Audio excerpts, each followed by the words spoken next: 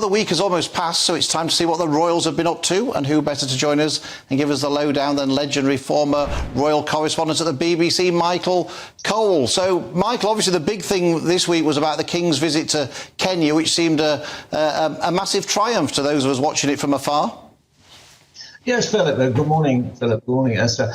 I can say for sure that the 4 days that the King and the Queen spent in Kenya were a great success. That was his first visit to a Commonwealth country. He's yet to go to one of his 14 overseas realms, but Kenya has a special place in royal history and in royal hearts. And it was also good to see him smiling all the time. And there we are with the Queen meeting so many people out there. And she, of course, played a major part. We saw those wonderful pictures of the elephants they went to see, which had a special place for her because her much-loved brother, Mark Shand, who died about 7 years ago, he devoted the last part of his life to conserving elephants, and she went down there, I think probably as a tribute to him, because he did great work out there. Here they are with those elephants, playing to the cameras as always, and getting away with it. And there she is feeding one of the baby elephants. I think they lined up one that was particularly docile, or thought to be docile. Michael. The others seem to have other ideas. Well, you know, if you start to act with elephants, watch out. You know, just mind where you're stepping, so, and also Michael, my question was going to be, Charles came to become king later on in life. He might have thought he was going to have an easy, relaxing, laid-back kind of reign.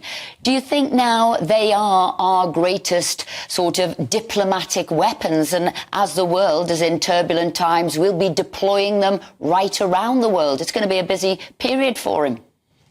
Yeah, absolutely, because this visit was a triumph, and on December the 1st he'll be in Dubai at another climate conference. Now, of course, your colleague Liz Truss vetoed him going to the COP conference in Egypt, but the new Prime Minister has obviously relented. The King did want to go to Egypt, and he's certainly going to be going to Dubai, and he was the pathfinder on much of the stuff that we now know about climate change. He was banging that drum a long time ago, and he'll be there. And of course, here we are seeing him in Kenya, and he did good work there because he acknowledged and he expressed profound regret at what had happened during the Mau Mau emergency, which went on for 10 years. You two are not old enough to remember it, but I was young at the time, and I remember it very, very vividly. I mean, this occupied the news. Only 32 white settlers were murdered, but in horrible circumstances. Another 1,800 Africans who were loyal to the crown were murdered. But 11,000 Africans who had been supporting Mau Mau, they lost their lives. And Michael, I think you're right. This diplomacy that only he can do really is an asset to the UK. Thank you for joining us, and hope to see you on the show again soon.